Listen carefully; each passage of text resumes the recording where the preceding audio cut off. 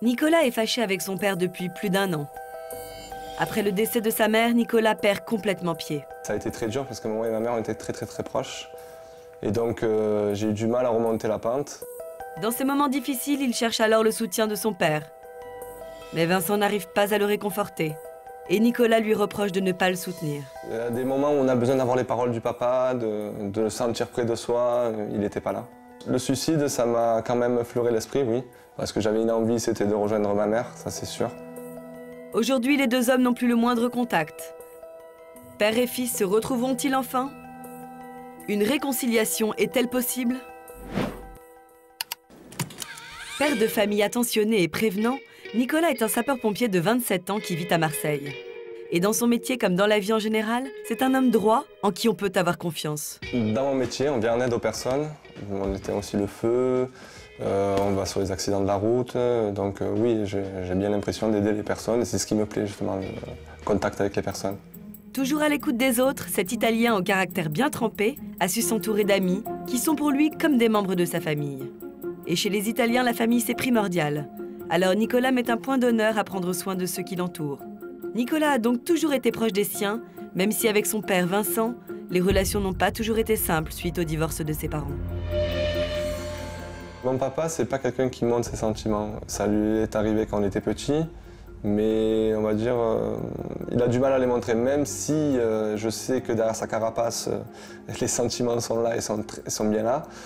Il a du mal à les montrer. Les deux hommes sont fiers et peu démonstratifs, mais ils parviennent à se rapprocher, notamment grâce au sport. Si au jour d'aujourd'hui j'aime bien tout ce qui est sport, musculation, c'est vrai, oui, c'est pour lui ressembler bien sûr. À l'époque, il faisait beaucoup de musculation, où il avait fait des championnats de bodybuilding, tout ça, où il était bien classé, on va dire. Et c'est vrai qu'il a toujours été quelqu'un de sportif. Moi, j'étais fier quand je le voyais au centre aérien nous faire des spectacles. Tout le monde me disait « Waouh, ton père !» J'étais content, quoi, je veux dire. Mais ce grand gaillard sportif cache au fond de lui une profonde blessure qu'il tente de cicatriser depuis 3 ans.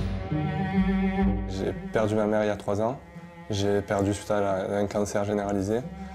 Donc elle est décédée et je me suis retrouvé dans un trou noir.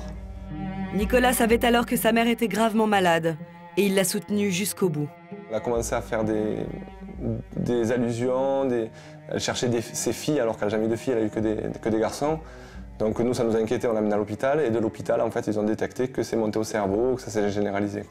Dès le départ, à peine le premier jour où elle est arrivée, quand ils lui ont fait un scanner, tout ça, ils ont dit elle ne tiendra peut-être pas la nuit. Elle a tenu 11 mois. C'est beau, mais je veux dire, donc on savait très bien que quoi qu'il arrivait, elle sortirait peut-être plus de l'hôpital. Ça, c'était sûr. Et puis après s'être battue des mois durant, entourée de ses fils, elle s'est éteinte.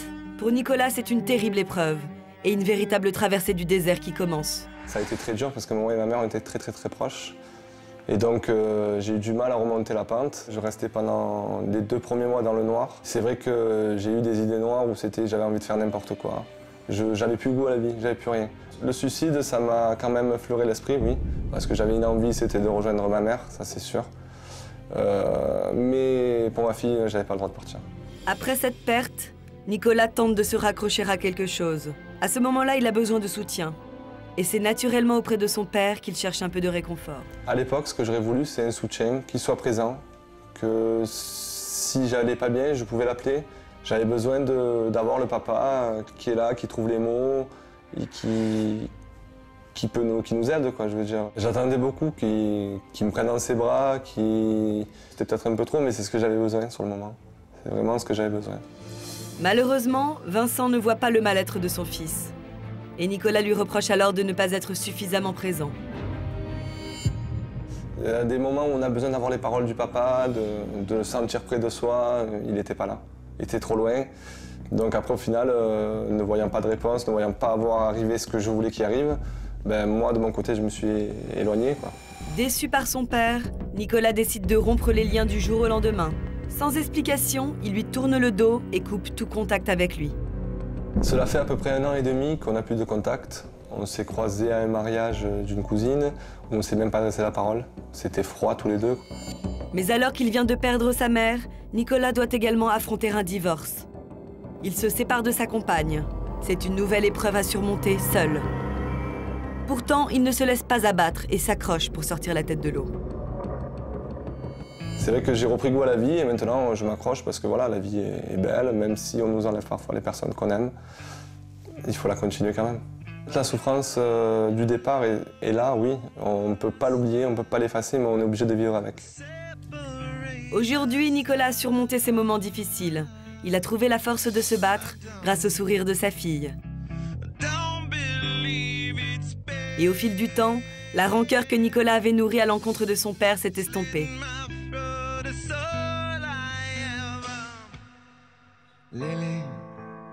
Il a toujours été quelqu'un de très têtu, donc je pense que peut-être si je ne fais pas le premier pas, il ne le fera pas. Au jour d'aujourd'hui, la vie est courte, j'ai déjà perdu ma mère, donc je ne voudrais pas perdre mon père. Je fais le premier pas et maintenant, après, on verra ce qui arrivera. Et ce que Nicolas attend, c'est simplement de retrouver un père dans sa vie. Mais après 1 an et demi sans contact, pour se réconcilier, il a préféré faire appel à notre émission. Je pense que c'est une preuve qui veut dire en quelque sorte on a fait des erreurs, on a avancé, on a grandi, l'eau est passée, maintenant il faut avancer.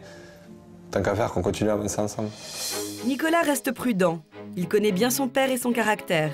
Et têtu comme il est, se réconcilier avec lui ne sera pas facile. Mais pour Nicolas, une chose est sûre, il va lui ouvrir son cœur une fois et ce sera la seule tentative de sa part. Si jamais aujourd'hui il refuse, je pense que de ma part à moi, c'est fini. Le premier pas, je n'en ferai plus. C'est maintenant, c'est où il reviendra, ou ben, tant pis, il a perdu son fils.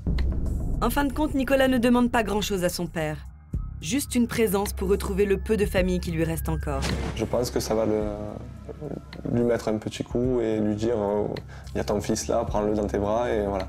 J'ai pas envie de me réveiller demain et de me dire c'est trop tard. Demain, on ne sait pas ce que nous réserve l'avenir. Et quoi qu'il arrive, je pourrais me regarder dans la glace en sachant que j'étais le fils qu'il fallait être.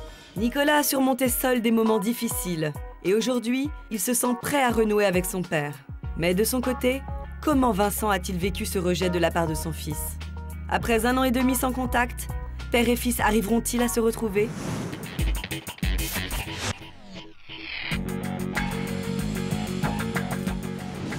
Donc,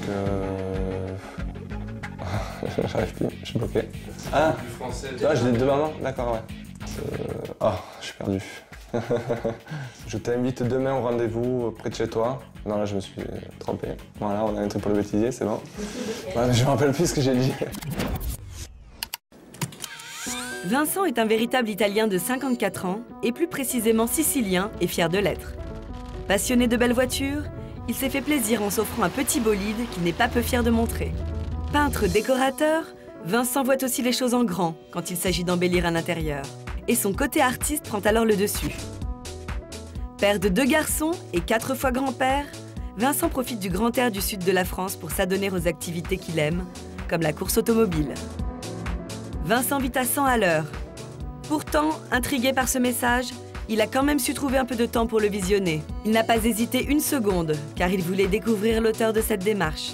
Et il est loin d'imaginer que son fils Nicolas soit capable de se mettre à nu pour renouer des liens avec lui.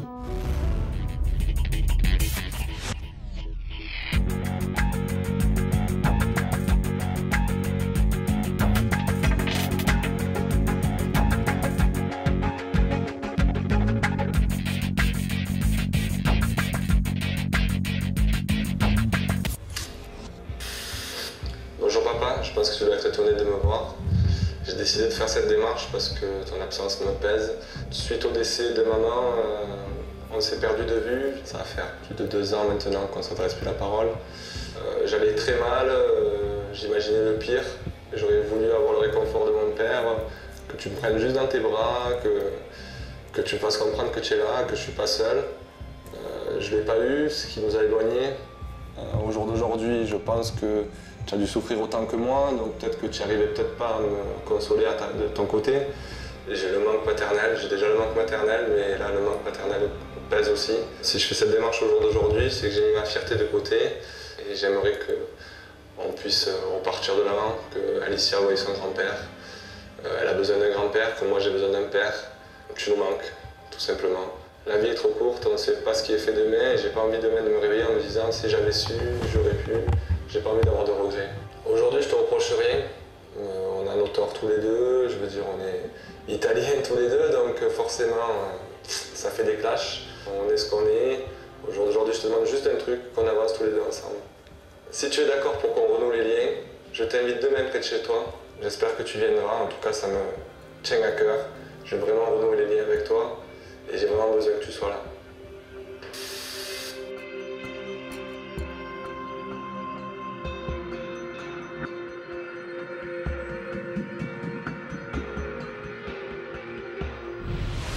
Ça fait à peu près 2 ans qu'on n'a plus de contact du tout. Bon, il y a des points qui m'ont touché parce que bon, à Noël, il n'a pas voulu mes cadeaux, ni pour lui, ni pour la petite. J'allais très mal, j'imaginais le pire. J'aurais voulu avoir le réconfort de mon père, que tu me prennes juste dans tes bras, que... Lors du décès de sa mère, bon, j'ai vu qu'il avait beaucoup plus de mal que son frère à surmonter ça. Peut-être qu'il avait à ce moment-là besoin de moi et j'étais pas là, quoi, tout simplement. Aujourd'hui, je te reproche rien. On a nos torts tous les deux. Oui, enfin, je n'ai pas, on ne peut pas dire que je n'ai voulu, mais je me suis dit, qu'est-ce qui se passe, pourquoi réagit-il comme ça, quoi. Ouais, peut-être pour me punir, je ne sais pas. Ou pour me dire, si tu n'es pas là quand j'ai besoin de toi, tu ne sers à rien. Si je fais cette démarche au jour d'aujourd'hui, c'est que j'ai mis ma fierté de côté. Oui, ce qui nous a éloignés, c'est notre fierté, je crois. C'est ce côté-là qui nous a empêchés de faire le premier pas, quoi. J'arrive pas à dévoiler mes sentiments comme ça. Je garde tout pour moi, quoi. J'ai été élevé comme ça, élevé un peu à la dure, comme on dit. Et j'aimerais qu'on puisse repartir de l'avant, que Alicia voie son grand-père. Elle a besoin d'un grand-père, comme moi j'ai besoin d'un père. Ce que j'y reproche un peu, c'est d'avoir éloigné sa fille de moi, quoi. Elle avait rien à voir d'ailleurs. Et bon, même si lui m'en voulait, il n'avait pas le droit de m'enlever ma petite fille, quoi. Ça me fait beaucoup de mal, oui. Je veux vraiment renouer les liens avec toi et j'ai vraiment besoin que tu sois là. Mais mon appréhension, c'est que, bon, ça fait pas mal de temps qu'on ne se voit plus. Qu'est-ce qu'il attend vraiment de moi? Est-ce que je suis capable de lui apporter ce qu'il veut? C'est vrai qu'à ce niveau-là, ça m'inquiète. Je ne peux pas prendre ma décision comme ça. Il faut que je réfléchisse un petit peu à comment ça va se passer. Est-ce que je vais y arriver? Donc je vais prendre le temps de réfléchir et je prendrai ma décision, quoi. Nicolas a donné rendez-vous à son père près de chez lui. Cette fois-ci, il a su lui ouvrir son cœur. Et c'est désormais à Vincent de décider s'il veut revoir son fils ou non.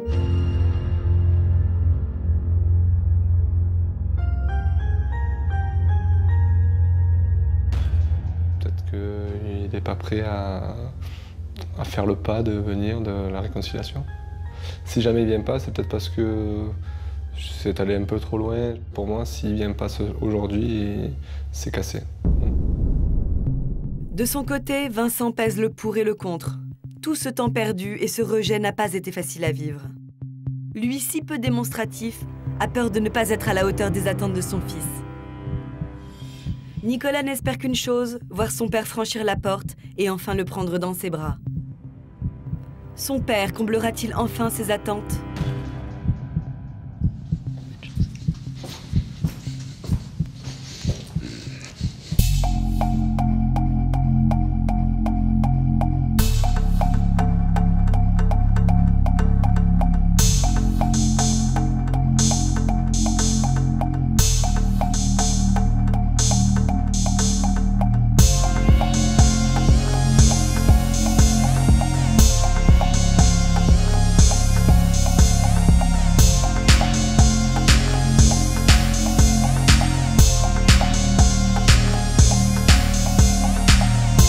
T'as surpris la démarche? Oui.